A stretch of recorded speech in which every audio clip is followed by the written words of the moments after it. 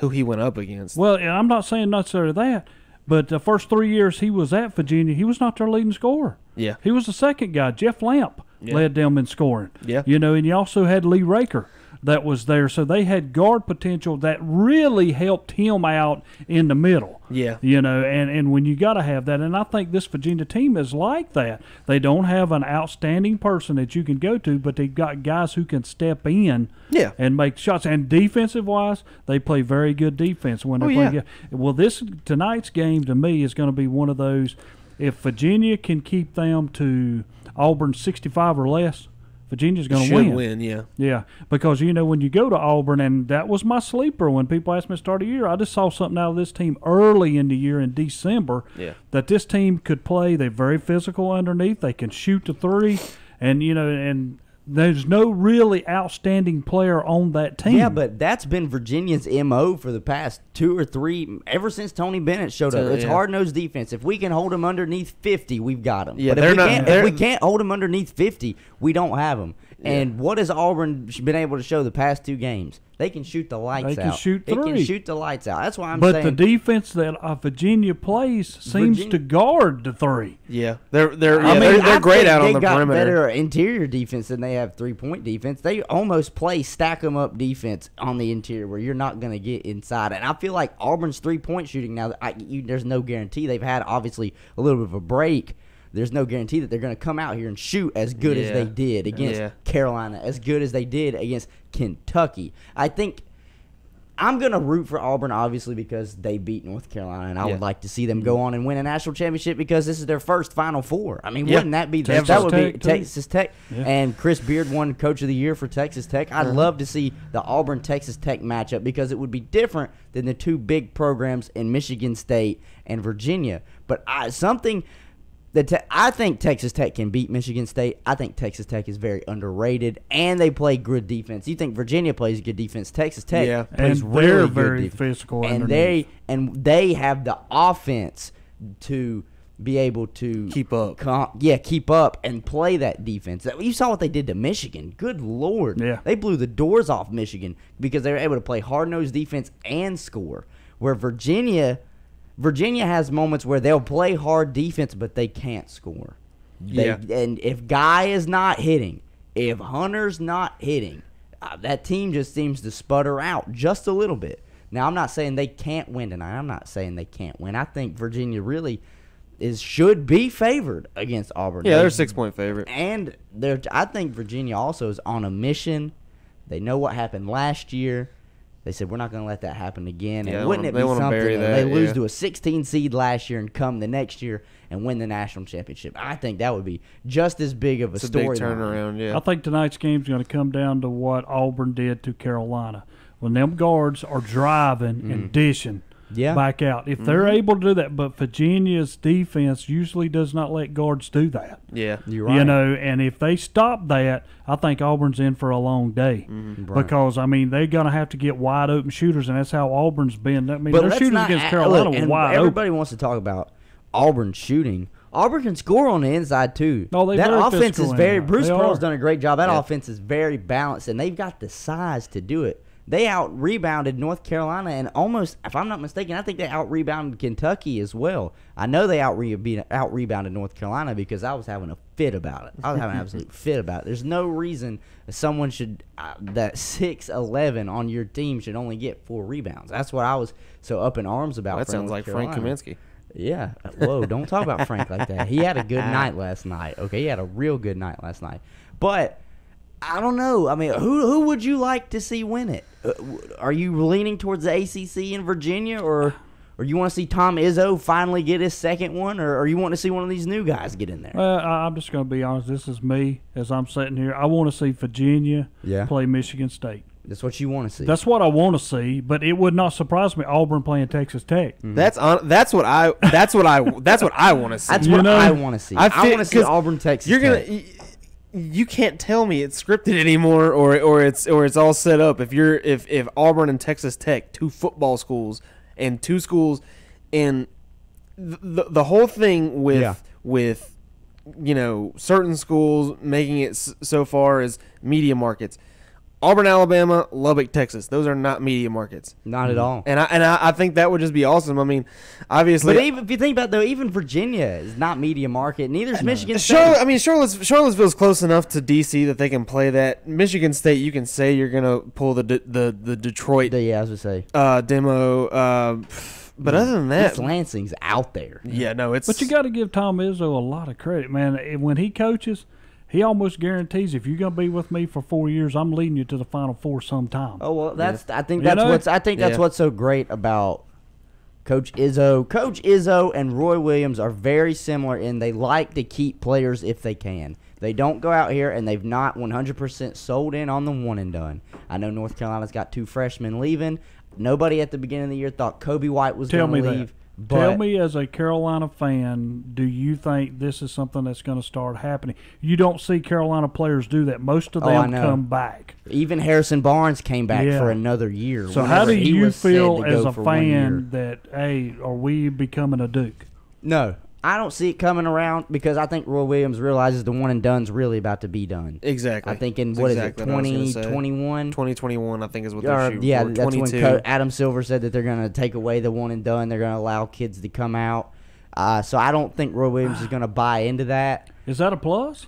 I mean, guys, when we go back from 1995 when they first started allowing it to 2002, there's only like 39 high school kids that went on into the NBA. But see, I think that is a good thing though, that they can come out of high school, because here's the thing: if a kid wants to declare for the draft coming out of high school, go ahead. But I cannot promise you are going to be drafted.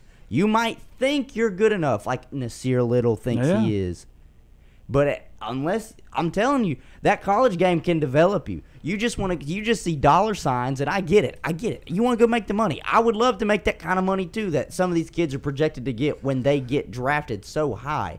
Other than that, dude, go play in the college game. Is it a plus though, guys? I mean, really? Is college a plus? Is that what you're saying? Is the college game a plus, or them leaving out of high school, is that a plus? My deal is this for all these young men, and this is how I look at it. I understand you're going to go to Duke, but to me, there ought to be a policy of, hey, if you're only going to stay one and done, hey, we got this for you if you want to come back. Well, they do have that. They can go and test the waters at the draft. They can go to the combine, and if they hear something, you can go talk to multiple people, figure out where you back. Because out of that 39 that come out, there was 4 guys on that list that never played one NBA game. That would be my one caveat that I'd want to put into that. I personally would say if you're a high school kid and you don't get drafted, I think you should still be eligible to play in the NCAA. As long as I agree. I mean, if you test the water and see if you can get drafted, if not, come back and play. I think you should do that with any sport. To be quite any college sport, as long as you don't have an agent. Yeah, exactly. Yeah. Or even honestly, if you do, like the agent might be Terry. Think about it this way: if you've got a guy who right now maybe he's a late first round pick and he wants to go because, like you said, Hunter, he's going to have this money flashed in front of his face, this guaranteed rookie contract. You can have an agent in your ear saying, "Listen, the money might be better next year. Draft class might be better next year or weaker next year, so you be a higher draft pick."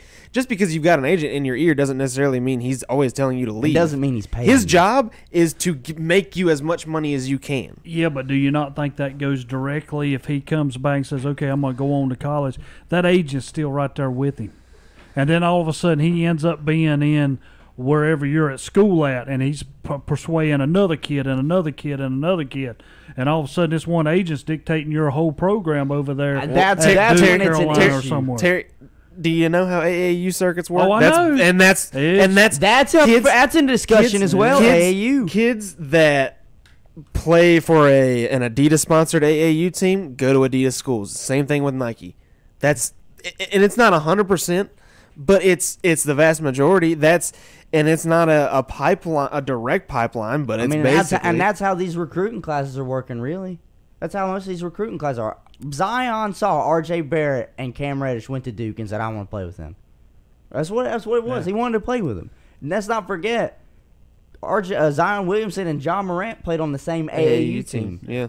So, I mean, that's what it is. They are just so buddy-buddy now, because not like in the old days where everybody, back in the 80s and 90s where they just clashed with each other. They were friends with nobody on other teams, maybe on the downtime. Now they're all buddy-buddy because they all play together. Off-season, hey, man, let's go out to Los Angeles. Let's grind a little bit. Let's go play some pickup ball. Yeah. That's what it is now. So, I mean, I don't know. For me, how it would be if they leave out of high school. To me, it's like, okay, you have that opportunity, but I cannot guarantee that you're going to get drafted. So you better be 100% honest, because not all of you, I know you want to think you are, but not all of you are the Kobe Bryants, the LeBron James, the Kevin Garnetts that can come out of high school and straight play. Yeah, but see, there was the problem when Kobe Bryant did come out. People don't understand. He wasn't touted. No, yeah. Sean Kemp come straight out and was a legit player in the NBA. Yeah. Kobe Bryant took him 3 or 4 years before he become Kobe Bryant. I mean, Kobe was good out of high school, but he was not. He's not LeBron James. No, LeBron out of high school was a man amongst boys. And that's why and Zion's really brought all this back to discussion because he was a man amongst boys. Yeah. He could have been playing at the next level at age 18. That's perfectly fine. But I think Kobe White benefited from going and playing at Carolina this year. I think Nasir Little could benefit by staying another year because I think the college game until the 2 games in the tournament, besides the one he was sick against Auburn, then the college game started to really open up for him. I don't know if his skill set when he gets to the NBA is going to be – it might be heightened a little bit because it's a little bit more spread out. The game's not as clumped together as it is in college. But I think he could have benefited from another year. I don't know. To me, it's if you can leave out of high school, but if you go, I want them to implement in basketball the football rule at least 3 years. You got to play at least 3 years. Nah, do the baseball rule. You either jump straight out of high school or you commit 2-3 years in college. That's what I'm saying. Oh, okay, I thought you said football rule. Football does the same thing. No, you can't jump straight out of high school like you can. Or no, I meant the for the college wise 3. You got to go at least 3. You got to play at least 3, and then you can declare or you can come back for your senior year. That's what I meant. And I hope as far as we're sitting here, and I hope this never changes. Because think about it, then it makes the scholarships worth more that they give these kids. But football-wise, no, and don't get me wrong, I know they might be some more LeBron James and all out there, but no kid out of high school should be able to jump into the NFL. No, they'll never do that. And I agree. It's at least got to be 3 years. There's maybe been 5 guys in the last 10 to 15 years. Davian Clowney would have been the only one. Yeah, that's what I'm saying. There's only a couple guys, but even those guys, you need 1 year of college. Oh, yeah. Okay, predictions for winners tonight, and then I'm headed to a break. Oh, God. I'm going to go Michigan State. Okay. And is this with your heart or you're just with your head? A little bit of both. Okay. And, you got to mix. I'm going to go Michigan State and Auburn, but not a lot. Auburn? Yeah. Well, I'm probably the same because I want Virginia to get there. Yeah. But I'm going to take Auburn and Michigan State. I'm going to be very set on my Texas Tech Auburn pick. I think the 2 quote unquote underdogs get through. Okay, with that, we're going to take a quick break. We'll be back. KTCBroadcasting.com.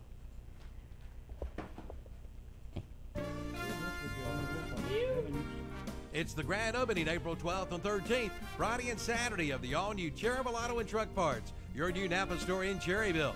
2 big days of fun and savings. It'll kick off Friday, April 12th with a live radio remote broadcast on The Boss and Carolina Country from 10 a.m. till 2 p.m.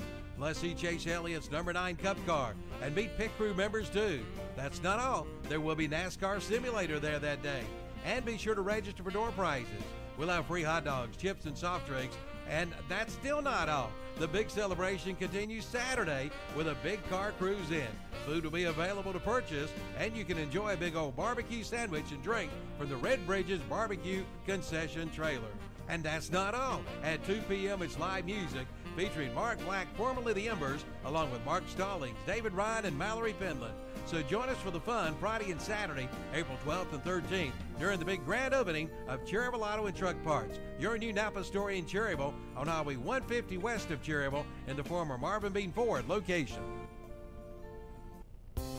Is it time for a new roof for your home or business? If so, call Creason Roofing of Cherryville. Creason Roofing in Cherryville will meet or beat any competitor's pricing on a new roof. That's one of the reasons why they have been serving our area for over 40 years. Steve Creaston, along with his wife, son, and daughter, all work together as a family and a team. They take pride in their work and reputation. Just call 704-435-1791 or visit the website at CreastonRoofingLLC.com. Like them on Facebook, too. That's Creaston Roofing of Cherryville. It's grilling season, and it's time to head to Ferguson Ace Hardware in Cherryville. They're your Traeger grill dealer. Come see the full line of Traeger grills now with Wi-Fi technology. You can now control your grill right from your smartphone. Plus, get all the Traeger flavored pellets too. And Ferguson's is your exclusive Weber grill dealer. See the lineup today at Ferguson Ace Hardware, Highway 150 East in Cherryville. Business has been so good at Renato Automall in Shelby, they're looking to hire additional salespeople. If you've ever thought about a career in automotive sales, now is the time to make your move. Just drop by Renato Automall in Shelby and find out more about a new exciting career. And coming Saturday, April 20th, the first ever Renato Automall Easter egg hunt. Stay tuned for more details. Renato Honda, Renato Kia, Renato Buick GMC, all at Renato Automall, 4423 East Dixon Boulevard, Shelby. Your locally owned Health Mart pharmacy is Moss Drug in Gastonia. Health Mart offers a wide range of products for people with diabetes to help maintain a healthy lifestyle at a great value. Right now you'll find allergy relief or Epsom salt or calamine lotion, your choice for $2.69 each, and Health Mart witch hazel or hydrocortisone 1% cream for only $3.49 each. All at Moss Drug, 701 West Franklin Boulevard in Gastonia. Open 7 days a week. For the latest from the world of golf, tune in every Wednesday morning from 11 to 12 for the Golf Shop Radio Show. Hosts Mark Greenhelge and Matt Blanchard talk golf from tee to green and everything in between. If you like golf, you're gonna love Golf Shop Radio. Before you tee up, drop on in. Welcome to the Golf Shop.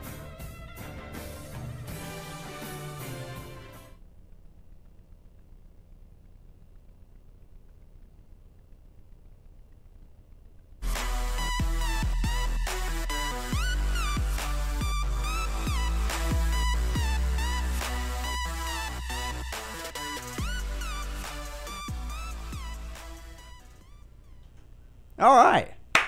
That's how you wake up in the mornings. Yeah. Saturday morning sports talk. Thank you guys to continue to listen to us this morning. I know we had technical difficulties early in the show, but we're back on the roll, and now we're going to go from some Final Four talk. We're going to flip sports. One's coming to a close, and one's just starting up. Baseball season it is. All of our teams, I mean, it's early. It's early. That's what you got. That's all you got. That's all you can say. It's still early in the season. It's April baseball. Yeah. April baseball. And all I ever say out of this is once you get to 50 losses, let me know where you're at. Yeah. That's like it's like in basketball. You know, you can tell a lot by a team when they hit 40 wins and when they hit 20 losses. Mm-hmm. All right. Well, let's look at this. So, Terry, I have your Kansas City Royals pulled up. 5th in the AL Central. Yeah, we're dead last. Yep. Well, I wasn't going to put it. I wasn't going to put it that way. I'm okay. We're 2-4. 2-4. We've lost 4 straight, but our problem out of that is we've lost 3 one-run games. Straight. Yeah, the last 3. We got to learn how to finish. Mm-hmm. Because some of them games we did have leads in and lost in, in the 8th or 9th inning. Yes. But I mean, in Kansas City, everybody expects them to be where they're at right now. Right. Yeah. On the bottom. Mm-hmm. So, I mean, I'm okay. We just got to learn how to finish. If we do not, they always say what decides a lot of teams in Major League Baseball is your record in one-run games. Yeah. And you cannot continue to lose all of these. Somewhere along the line, you got to learn how to flip it. Well, I mean, really, talking about the Royals, I mean, we talked about you talked about Whit Merrifield, and how many games is that? 26-game hitting streak. 26 games, and I mean, he's got to be your bright spot on that team. I mean, he is. Alex Gordon is a guy that from one year to the next, you don't know what you're really going to get with him, it seems like. I mean, he was a guy who was, going to be the next George Brett when he was coming up as a third baseman. Then you move him to the outfield. And, I mean, give him credit. The year they won the World Series, he was a big part of it. But outside of that, I think he's underperformed as much as anybody that's spent that long in one place. Well, he was a guy that got his contract, and then he kind of like laid back because the very next year that he got his contract, he had the worst hitting percentage of anybody on our team. Yeah. And those are things you can't have. Now, we got Mondesi. Mondesi's just a 500 player. I mean, he's going to be good one night and bad the next. I mean, you got to look at the players you got. Yeah. I mean, now the teams that surprised me so far this year is Boston. With all the talent they've got on that team, I mean, I guarantee, they're probably ERA is like 6 or 7 a game. Well, Terry, when they're giving up. When we were talking about the Royals earlier, talked about how the run differential for the Royals was -2. Can you guess what the run differential is for the Boston Red Sox? I'm gonna say it's 30-something. -26. Okay, that's not far off. I mean, this is a team last year that 108 wins.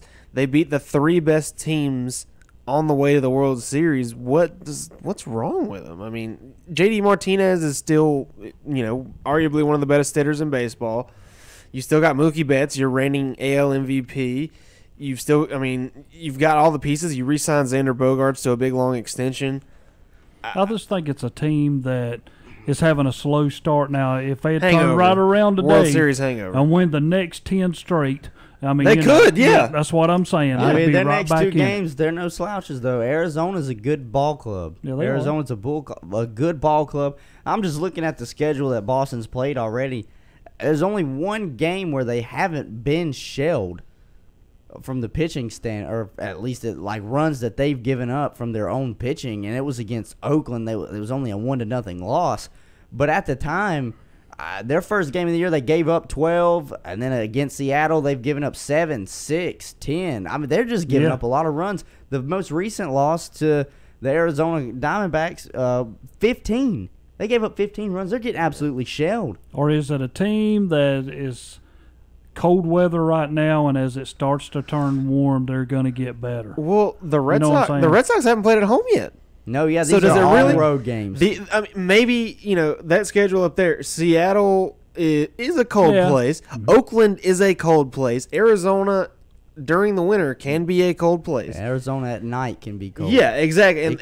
And these are all, the next game they play is today, 8 o'clock. It's going to be a night game in Arizona. Yeah. So on the mound will be Price. David Price will be on the mound for the Boston Red Sox.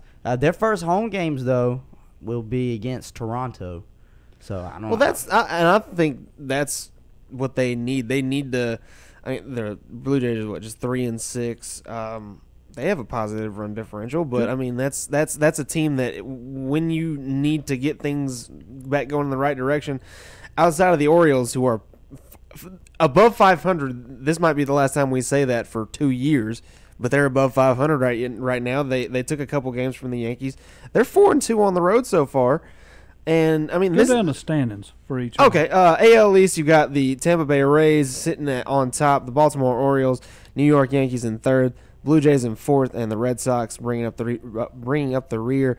In the AL Central, you got the Twins on top, Detroit Tigers, Cleveland Indians, Chicago White Sox, and Terry's Kansas City Royals. In the West, the best record in baseball, 7-2, the Seattle Mariners, Texas Rangers right behind them, the Oakland A's, Houston Astros, another team that a little bit of a slow start, but can't blame that on the cold weather in Houston. And the LA Angels bringing up the rear in the AL West. On the National League side, Philadelphia Phillies leading the East right now after a hot start. Mets in 2nd, Braves in 3rd, Nats in 4th, Marlins in 5th. Marlins will be in 5th all year. The NL Central, the Brewers leading things, 7-1 record. Pittsburgh Pirates in 2nd, the Cardinals in 3rd, the Cubs in 4th, and the Reds in 5th. And then out in the West, the LA Dodgers sitting on top. San Diego Padres in 2nd, D-backs in 3rd, Rockies in 4th, and the Giants in 5th in the West. Worst record in baseball right now, Cincinnati 1-6 maybe. And the Cubs. They're both 1-6. And the Cubs, think about the Cubs 3 years ago. This was a team that had all the young talent in the world. Anthony Rizzo, Chris Bryant. You still got a lot of young players. Getting ready to say you still have a lot of young players. The Cubs, and this is a team that's run by Theo Epstein. This is a guy who, in baseball is considered one of the best minds in baseball, one of the best people to assemble a team. And the Cubs, you obviously can't call this any kind of World Series hangover anymore. It's too much time has gone by. I mean, what do the Cubs need to right the ship, Terry? What do you think? Ooh.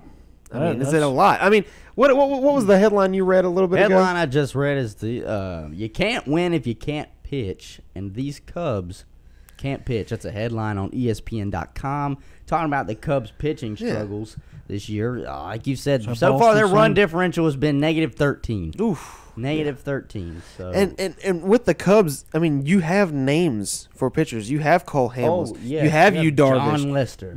John Lester. You have Jose Quintana, who you traded away Eloy Jimenez. And if you've been able to go to Knights games, you can see how hard Eloy Jimenez can hit a baseball.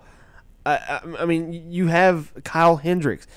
The Cubs, as much money as they've spent, you would think that these guys would be performing a little bit more, but I feel like maybe they've locked up a lot of money with Yu Darvish as much as anybody, and maybe they've sort of handcuffed themselves now. I mean, I don't know what they do to really change things up outside of. I think you obviously don't blow the team up, but there has to be some sort of turnover. Something's got to change, and Joe Madden doesn't get an extension going into this year. He's on the last year of his deal. There's a lot of weird things going on in Chicago right now. Here's the thing. It's what we said earlier. Really, for me, it's still April. It's early. It is. We're only 7 games in for a lot of these squads. 7 to 8 games. I don't necessarily think I think Chicago's team. I think Joe Madden can get them to work the kinks out. Yeah. I think he can. Chicago's going to be in contention at the end of the year, not necessarily for a World Series, but for a playoff berth, probably a wild card. Yeah. That's the same thing they were last year. They missed it because of a game. Think about the rough ending to the season last year for the Cubs. Yeah, that's what you lose a game 163 on your home field, and then in the wild card game, which is also at your home field, you lose. Yeah, you lose in back-to-back essentially must-win games. Because if you win 163, I believe that was for the division. That was it. And then you don't have to play that wild card game. Yep. So I mean, that's. The Cubs, it's. Are we back to bad luck Cubs? And did they win the World Series and just now the curse just become complacent? Yeah, it's just about like Kansas City. I mean, Yeah. I mean, are you consistently a team that's up there every year, or are you a team that's going to be there once and then you fall off the map the again? most consistent team, really, to me in baseball that we've talked about year after year, playoff wise, and then trying to get just the World Series. If it's not Boston, it's been the Dodgers. Yeah. The Dodgers have been probably one of the most consistent teams in baseball. I know they've been they made it back-to-back years. Yeah, first time since the Rangers. Yeah, they lost both of them, but still they were there. Yeah. I don't know, and now they're still leading they're off the hot start, 6-2. Mm-hmm. Just something. That's a well-run organization right there. What about your Braves? Oh, the Bravos! Braves. This is a team that I think me and Hunter are on the same page here when You're we on say the fence that. about it.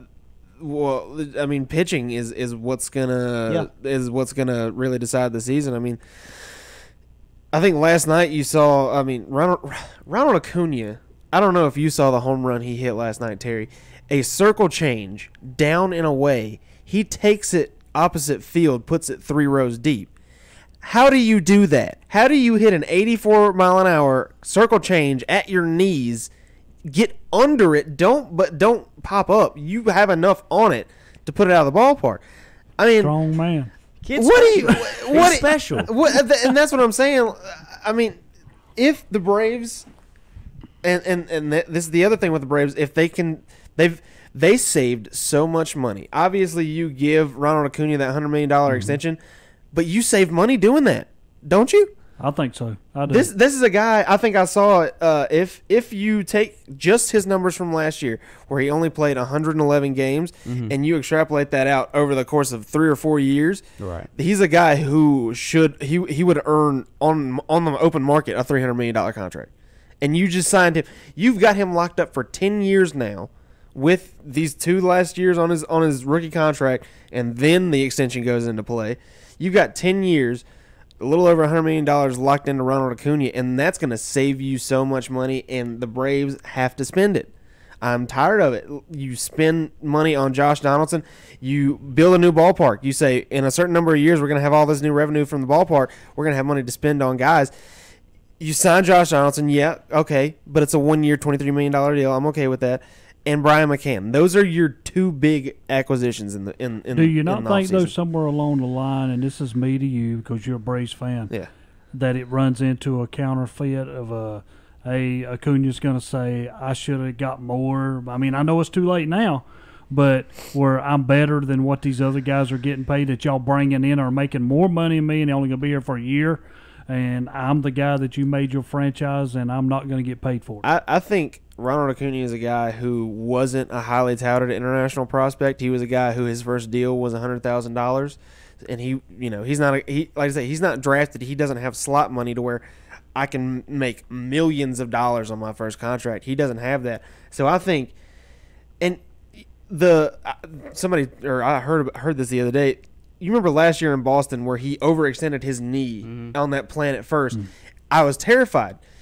And that's a moment where you could completely blow out your knee and never play baseball again. So Terry, would you rather have guaranteed $100 million or maybe go make $300 or $400 million? Well, that's true. I mean, I'm with that. Just, is that how he looked at it? I think it is. His agent looked at it? I think it is. I mean, obviously, this is arguably one of the most team-friendly deals in baseball history, really. And it keeps him in Atlanta. For essentially his whole career now. The most productive years of his career.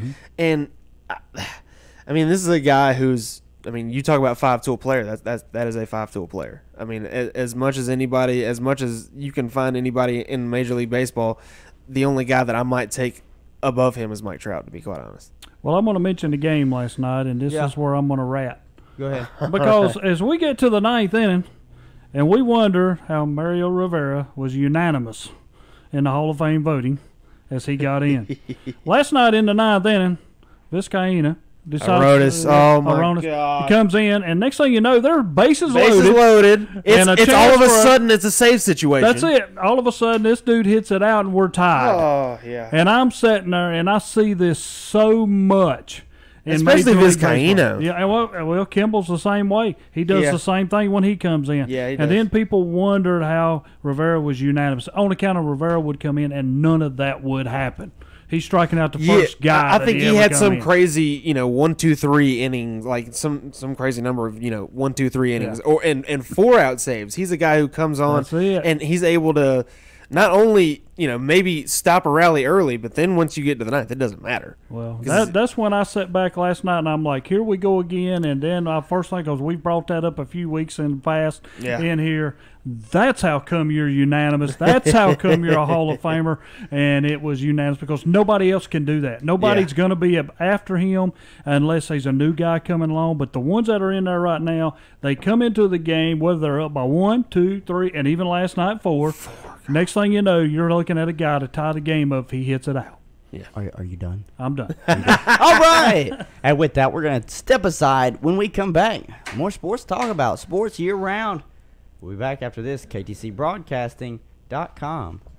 Working down to the green flag. It is flying here at Bristol. It's the Alsco 300. A big battle, and Zane Smith's in the middle of it with Noah Gregson. Cole Custer is going to lead the way as they cross the start-finish line. Brandon Jones now side by side with Allgaier. Allgaier getting some drafting help now from John Hunter Nemechek. Cole Custer out front, then it's John Hunter Nemechek. 3 wide for that third spot. On the inside, Austin Cindric. The Alsco 300. Saturday, April 6th at 12:30. Right here on WCSL, Carolina Country. 92.3 FM, 1590 AM, and online at KDCBroadcasting.com.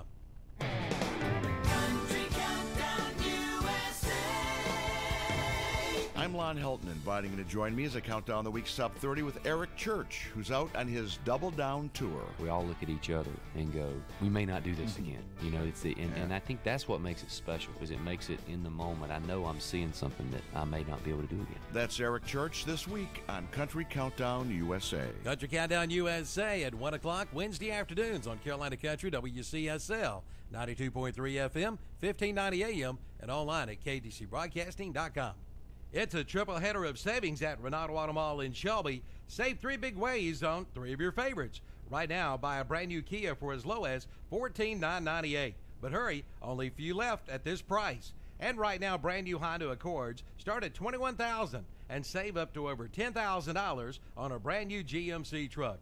Yes, it's a triple header of savings at Renato Kia, Renato Honda, and Renato Buick GMC. All conveniently located at Renato Auto Mall, 4423 East Dixon Boulevard in Shelby. Is the cost of ink driving your profits down? Then listen up. Discount Ink Jet and Toner is here to help. Discount Ink Jet and Toner specializes in refilling ink jet and toner cartridges. Cut your ink costs by as much as 50% or more. Discount Ink Jet and Toner, located on 410 East Franklin Boulevard in Gastonia. 100% satisfaction guaranteed. There you go, Ann. Your new account is now open. Just one more little thing. Here's your card. What was that? It's my new bank. Every time I turn around, I get hit with another fee. You need to get an account at Carolina Federal Credit Union. She's right. Tired of getting hit by bank fees? Switch to Carolina Federal Credit Union today. Make those pains go away. Here's your receipt. There's no one like you. And Pandora Jewelry is opening up all kinds of possibilities to show that to the world with the new open bangle. Beautifully crafted from sterling silver with new interchangeable end caps. You can mix, match, and even have the freedom to customize like never before. Shop the new open bangle from Pandora Jewelry now and do see the wonderful Pandora Jewelry. Available at Facet Foundry Jewelry Studios, 530 South New Hope Road, Gastonia.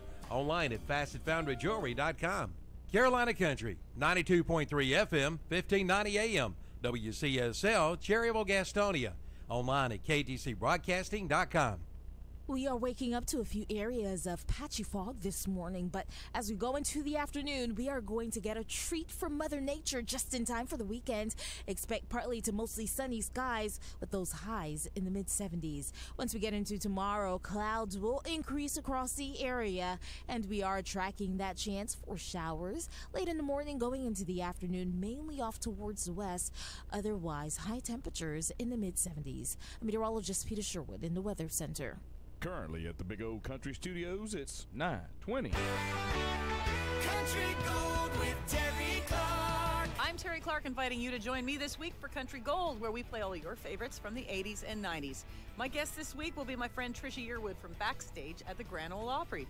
She has a new Sinatra tribute album called Let's Be Frank. Plus, she's celebrating her 20th anniversary as an Opry member. That's Trisha Yearwood with me this week on Country Gold with Terry Clark. Country Gold with Terry Clark, Thursday afternoons at 1 o'clock on Carolina Country, WCSL, 92.3 FM, 1590 AM, and online at KTCBroadcasting.com. Check out the new rates at the Crowders Mountain Golf Course, voted Gaston County's #1 golf course. Play and ride Monday through Friday for $28. After 1 p.m., just $25. Seniors 55 and older play and ride for $25 Monday through Friday, and Monday is Ladies' Day. Play and ride for only $18. And on weekends and holidays, play and ride for only $38. After 11 a.m. for $33. Crowders Mountain Golf Course. For your tee time, call 704-734-0383. Isolated and alone? That's how millions of Americans feel while experiencing a mental health crisis. Need to talk? Our providers love to listen. Call us now at 1-888-235-HOPE. That's 1-888-235-4673. Partners, improving lives and strengthening communities in North Carolina. 1-888-235-HOPE. 235-4673.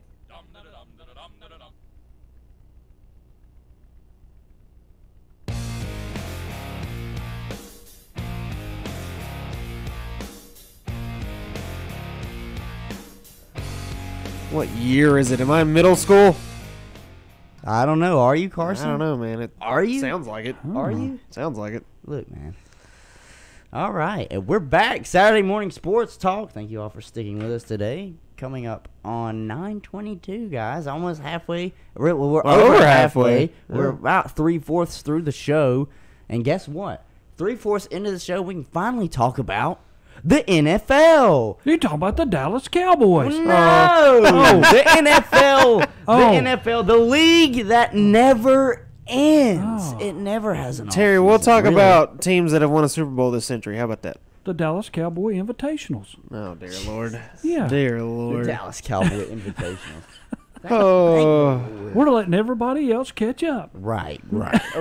Okay. With that nonsense being spewed, let's actually get to some cold hard facts. Yes, indeed, the Dallas Cowboys did in fact make some news headlines this week. It's because they paid Lawrence, the defensive end, $105 million deal. Was it 5 years? 5 years. 5 years, $105 million deal. Let's see how much of it's 20.5. Well, hold on. Only guaranteed. Yeah. Guaranteed 65. 65. If they would have franchise tagged him, it would have been 20.5 guaranteed. But $65 million of this $105 million is guaranteed. You're going to start seeing that more and more, ladies and gentlemen. These players want guaranteed money. And they should really. Especially in football. Oh, I know. Especially in football. You know, most of the lifespan for an NFL player is 3 to 4 years. That's about it. That's all you're going to get. Yeah. So if you can make it more than that, get your money. A lot of these players should thank, I know he hasn't really performed yet, but they should thank Kirk Cousins because that contract when he said, hey, what matters most to me is the guaranteed money. So you know who DeMarcus Lawrence should be thanking, though? Aaron Donald. Aaron Donald is the reason he has a $100 million+ deal. Aaron Donald said, I want quarterback money. And you can't tell me that deal right there is not just about quarterback money.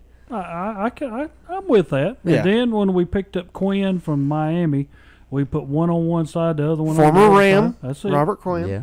So and a lot of people looked at me and they said, a lot of people looked at me and they've come up and they'll say, well, my God, you picked up Quinn. He's not performed in Miami.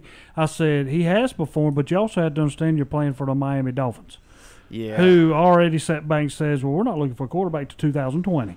Yeah. I mean, so we're taking 2 years. Yeah, that's what I'm saying. So I mean, when you start looking at that, and you're going to go to a team who is legitimately a playoff team, could be a Super Bowl team. It brings something else out of that player. It's probably the best team Robert Quinn's ever been on because he was on those bad St. Louis Rams teams with and Fisher. And the thing about Robert Quinn though that I hated was because the team was so bad, he never got the credit he deserved because he was a really good lineman. Him and Chris Long, those are two high motor guys. Those are two guys that are going to play a full 4 quarters, and they're not going to give your tackles any time off. Yeah. And and Robert Quinn, I mean, he's athletically, like, obviously we throw this term around a lot, especially with defensive linemen, but he's a freak athletically. Yeah, I mean, he's a guy who can turn the corner and get to you fast. Mm-hmm. And Terry, I think obviously the DeMarcus Lawrence re-signing is big, but I think that Robert Quinn signing might sneaky be the best move you guys make this offseason. All right. First year, Lawrence will make $31.1 million with a $25 million signing bonus. So, needless to say, he's getting paid. Terry, he is part of the top 4 highest paid defensive players in the league, trailing Khalil Mack, Aaron Donald, and Von Miller. Was he worth all the money? You put him in that class with those guys? Oh, yes. I think he is. I mean, to me, it's we're going to get this guy for the 5 best years that he's got coming. His prime. Yeah, that's what I'm saying. Because beyond this, then what you're going to do, and then it's going to come back franchise tag thing if you want to keep him because we're going to keep this, or we're just going to end up letting him go. Yeah. Because, I mean, that's what's going to happen. So I think what Dallas did a great move here. A lot of people said, maybe too much. Not really. I mean, we're going to have the guy for the prime. Right. I think you're right. Okay, well, that's a big signing. That's one of the big signings we've had so far. It's been besides everything that happened in free agency, players re-signing you haven't heard a whole lot about. A lot of people got big contracts last year. So with that, we're going to go to the more exciting thing, what everybody's talking about because we're less than 20 days away from the NFL Draft. I think everybody knows who's going to go at number 1 to the Arizona Cardinals, but after that, it's all speculation. You don't know whether or not at 2 is going to be Nick Bosa. You never know who it's going to be. And I think that's what makes the NFL Draft so exciting is everybody trying to see if their prediction is right and who goes where. Now, this is a very defensive-heavy draft class. very defensive heavy. You cannot go wrong, I think, drafting defensive players. I think defense wins championships. Oh, I agree with that every year. What is it that each of your teams needs that you would like to see them grab, whether it's in the first or that you think you can get in a later round? We'll start with Terry and his Dallas Cowgirls. I mean Cowboys. Oh, Yeah. man. Oh, man. Okay. True safety. Safety. Yeah.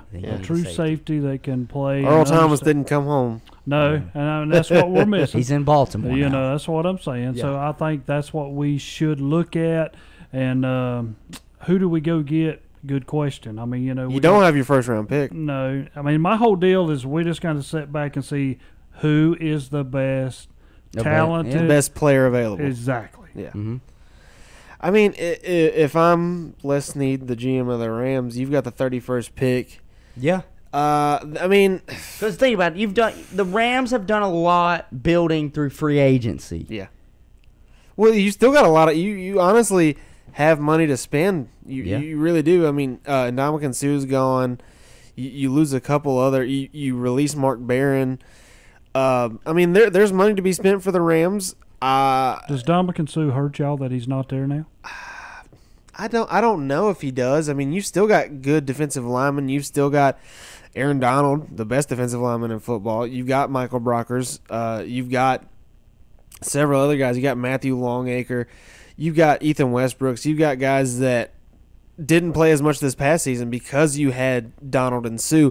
And I think this year you'll see – I think they'll cut down on Aaron Donald a little bit because him and Suh had such a high usage percentage. And, I mean, especially for a D lineman, a guy who's in the trenches every single play, that's going to wear on you. I mean, obviously Aaron Donald is a guy who was able to get to Tom Brady in the Super Bowl, so it didn't matter that much. But I think long term you need to be able to milk Aaron Donald for the entirety of that contract since, well, for about 20 minutes it was the biggest defensive one until Khalil Mack was traded. Yeah. But 31st overall pick, and that's the thing is, you know, late round picks, if you're a good team, you're obviously going to pick here, but if you're a great team is when you find good picks and you you reload without having to give up any assets to move up in the draft. Patriots have done it for years. Exactly. I mean, think about in all sports, Patriots. The Patriots, the Spurs, back. Yeah. The Spurs in the NBA. Think about all those European guys that they draft 25 That's to 32. Right. Yes. I mean, this is a precedent, and like to say, if you're a great team, you're able to make good picks late in the first round. I'll tell you, because you had such a good I'll season. give you an idea on how defensive heavy this draft class is. If picks 1 through 6 were to only go off of the best available players. So far, the top 6 graded players in this draft: defensive end, defensive tackle, outside linebacker, inside linebacker, defensive tackle, defensive end, defense, and then 7th is a tight end. So if you just wanted to go off who your team's picking off best available, you might as well just go off defense. The best guess would be to go defense because what's crazy, this is one of the few years where within the top 6 picks, none of the top 5 teams need a quarterback. They don't need a quarterback. Well, let me throw it on down there to when y'all come around the Washington Redskins. They talking about y'all maybe taking another quarterback. Yeah. Why? Look, this is what I've heard. This is what I have read. The Jets draft day are going to look to do something with that pick. Yeah. If they someone traded up gives last them, year, they want if to get someone something. gives them an offer to move up to take that 3 pick, they're open to listen because they have Darnold. They don't need a quarterback. I mean, they could go defensive player if they wanted to stay there. But if someone offers to just move back in the first round, they listen. So Washington essentially Yeah. has been in talks with the Jets. If they can make some sort of deal on draft day, do not be surprised if Washington jumps to 3 and takes a quarterback. So Washington right now has the 15th. Yes, and I bet you they have us getting Drew Lock, don't they? Well, I'm just looking at the order right now, Right. but and I don't like him at all. I don't. And like you said, Kyler Murray, we're 99.999% sure he's going to go to the I'm going to Cardinals. drop it down to 95. Cliff Kingsbury's still trying to keep his poker face. Yeah. He came out in an interview and said Josh Rosen fits our system. And now there's still question at what they're going to do at number 1. Why is the deal with Murray? How come that which, don't get me wrong, every time this draft has come up, it's been Murray as a pick. And it's moved from nowhere to the top, and that's where he stayed. What is it that everybody sees about this young man that maybe I do not, because I keep wondering why? I don't see what it is well, people aren't as hung up on height anymore. And I think especially for Kyler Murray, he's, obviously you would always worry about guys that were smaller and they're going to get hit and they're going to get hurt. But now you've got a precedent. You've got Russell Wilson that's Kyler Murray, basically. Kyler Murray. Let us be respectful to Russell Wilson. Russell Wilson is the Super Bowl champion. No, yeah, but I'm talking about just as an athlete. They're very similar. Kyler Murray is probably the much more explosive athlete. Right. But think about the fact that they're both baseball players. They both know how to get down and slide and avoid taking hits. Okay. That's what I would think. I just feel like everybody is hung up on how he did winning the Heisman. You got to remember, Kyler Murray inherited this offense from Baker Mayfield. It's the same offense Baker Mayfield ran to win the Heisman. Okay, it is a gun offense. That's exactly what Cliff Kingsbury likes to do. That's what he did at Texas Tech. He basically air raid. He's a losing college coach, and he has an NFL job. Can we just put that out there? I mean, I was not. But I mean, I thought he should have just taken this is USC also job. The guy. Yeah, he was a coordinator. Yeah, I wanted him to come and be the offensive coordinator for Mac Brown if Mac Brown would have went and tried to recruit him. This is also the guy who's going to sit back and let them have cell phone breaks. Yeah, I don't blame him. Yeah, no. Terry, I've told you this earlier. Get with the times. Get with the times. I don't blame him. Terry, every company does this now. Terry, every company. Terry. Every major business does this now. Terry. You got break for a reason. If you can give them every hour? If you can give them a 5-minute break to let them look at their phones and you know they're going to be focused the rest of the time, is that not the trade-off? Carson, they're professionals. It's not kids. I don't care whether they're professionals or not. I know how this happens. If you say, all right, okay, guys, it's a 10-minute phone break. All right, how many guys are going to say, okay, I'm not done yet. It's 11 minutes, 12 minutes, 13 minutes. I'll be back in a minute, Coach.